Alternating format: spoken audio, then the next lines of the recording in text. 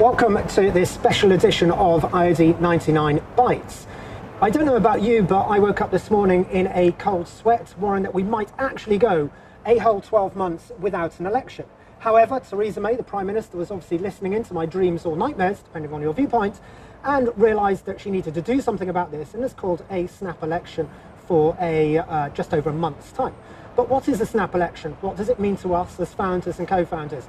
Is business and small business growth going to be focused on during this issue, or is all the focus going to be on foreign policy and Brexit?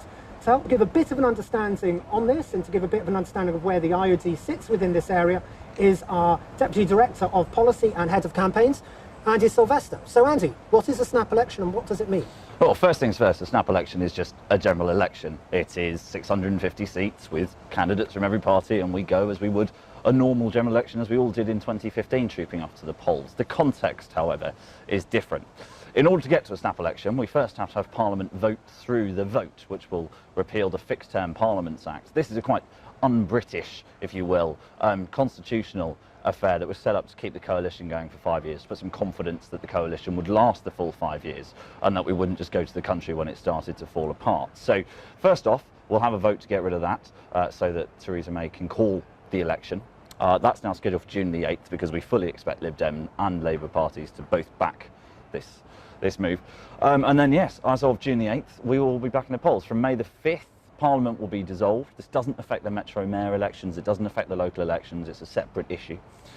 She'll go to the country.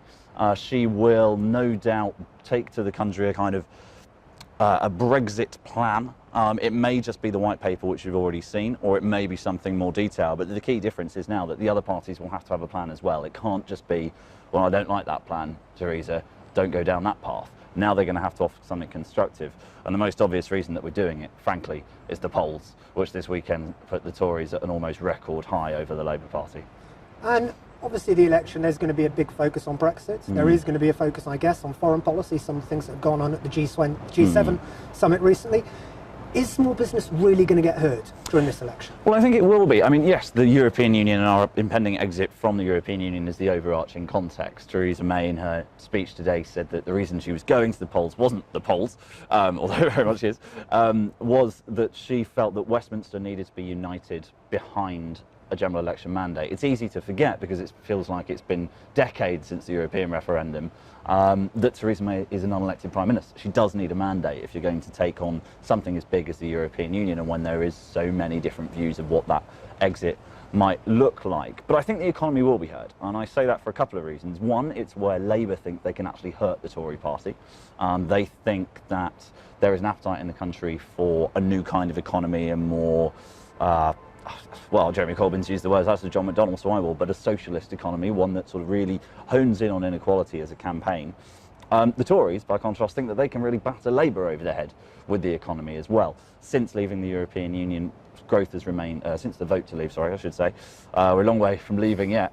You know, consumer confidence remained relatively high. Economic performance since really 2012 has been pretty impressive compared to the rest of the world. And generally, the Tories poll better on economic sort of confidence amongst the electorate. So they'll continue to put that front and centre. Small businesses will play a part in that. Labour have made a real kick over recent years of trying to present themselves as the party of small business against the sort of tax dodging big business.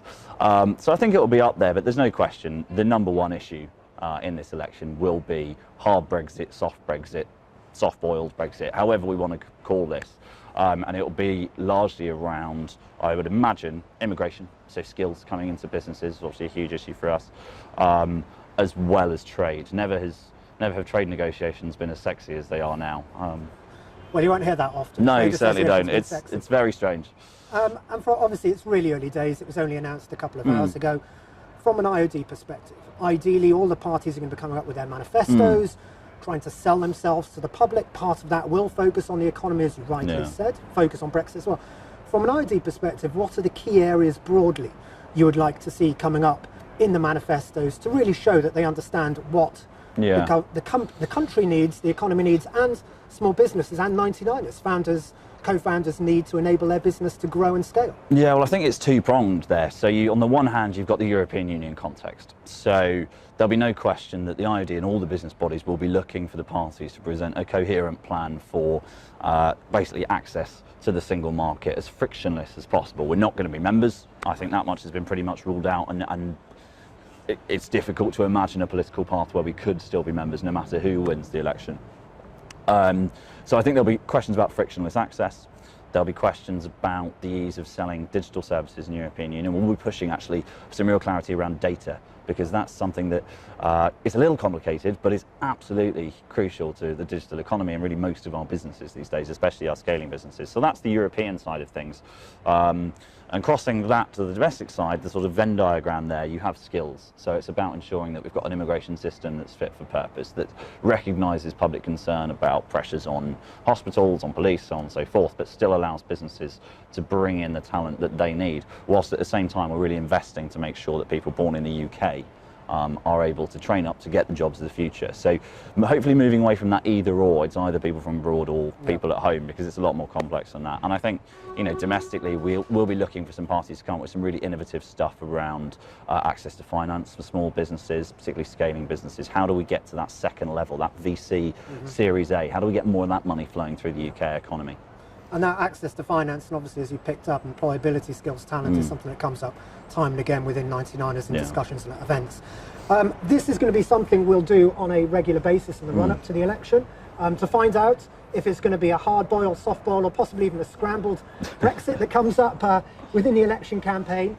We want to get your feedback on this. The IoD wants to get your input on this. This is something Andy's going to be leading on. It's going to be a key area. The IoD is a key voice for business within Parliament and will be a key voice for business within this election cycle. So do get your voice heard. Do email or contact Andy and I via Twitter or Facebook or the 99 group as well, and let us know what is you're facing and what you would like the politicians and parties to be focusing on in their manifestos that they will come up with during this campaign. So Andy, a huge thank you for you. Andy will be joining us, as I said, regularly on a weekly basis.